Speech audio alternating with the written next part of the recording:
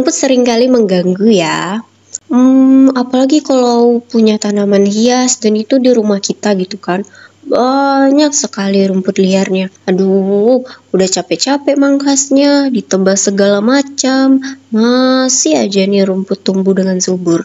Padahal nggak ada yang menanamnya, bahkan dirawat juga enggak. Tapi kok bisa ya, rumput tetap dapat tumbuh dengan subur?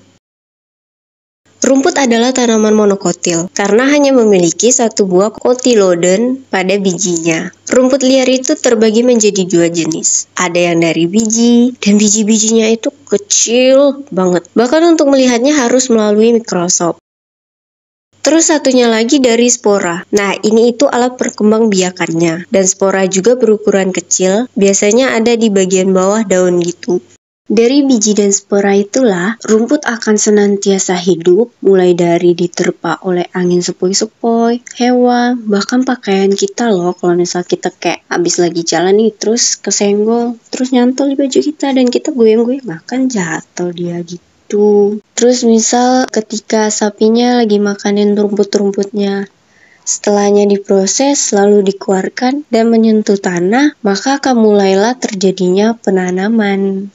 Bibit rumput ini akan menyesuaikan keadaan. Semisal dapat tempat kering, biji akan menetap dahulu. Nanti ketika ada hujan, maka barulah biji itu akan tumbuh menjadi tanaman baru.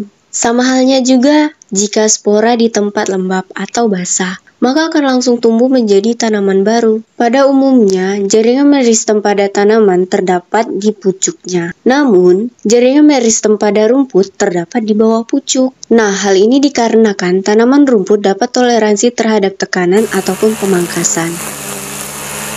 Ditambah lagi, rumput mempunyai bagian dengan istilah crown, yang menjadi pusat aktivitas tanaman. Jika bagian ini mati, maka tanaman akan mati pula.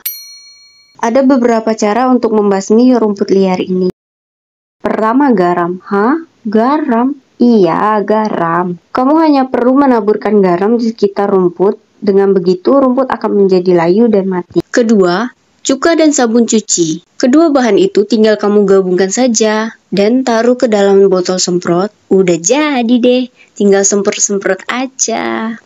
Ketiga, boraks. Manusia aja bisa keracunan, apalagi rumput. Nah, kamu bisa membasmi rumput dengan boraks. Dengan boraks ini sangatlah ampuh. Cukup campur saja dengan air dan semprot. Keempat, air panas. Didihkan air dalam keadaan panas.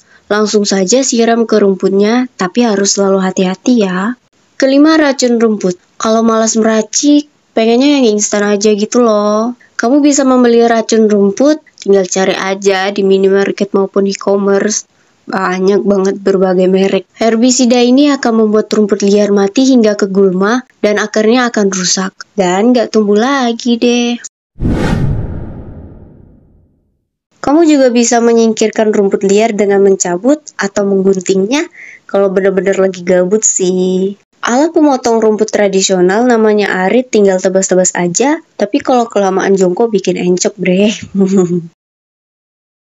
Kalau dari tadi kita membahas rumput liar yang mengganggu, nah yang ini rumput juga, tapi rumput hias alias rumput Jepang. Pasti kalian udah nggak asing lagi kan yang namanya rumput Jepang. Sering lihat di rumah, di jalanan, di taman, pokoknya di mana-mana ada aja. Rumput Jepang ini cukup populer di masyarakat. Bentuk dari rumput ini meruncing di ujungnya dengan karakteristik daunnya yang pendek dan juga kecil-kecil. Mau menanam rumput Jepang? Yuk sama-sama.